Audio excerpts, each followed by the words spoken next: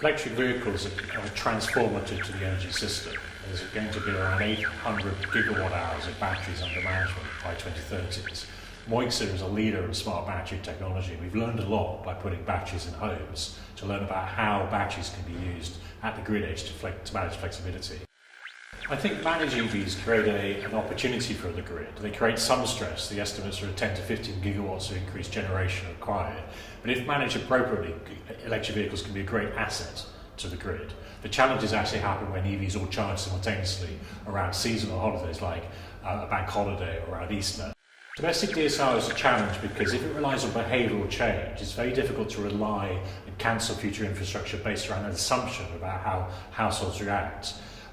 Energy storage is a perfect DSR asset because you could flex it independently of the occupancy of the household or the behaviour and independent of the weather. Therefore, batteries represent, in our view, a perfect DSR.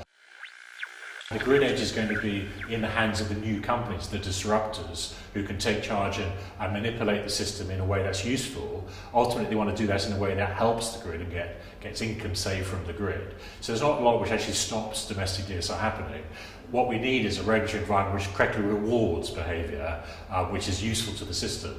Like if every household is encouraged to put a LED light bulb in, that's great for the household in terms of lower customer bills. It's also great for the network in terms of lower infrastructure. I think it plays a part in disrupting, but it is not the whole energy solution. There are certain ways you can manage home profiles during the day, but ultimately you can't change the behaviour of a household energy consumption.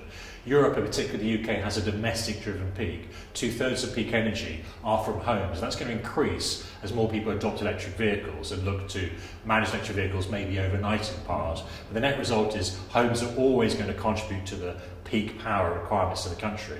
Now, if you can't stop people eating or watching television or charging things or using the laptops during the peak hours, you can encourage batteries to charge off-peak, and that's a useful area where we deploy our Moixa technology to help that, but you can't ultimately change behaviour.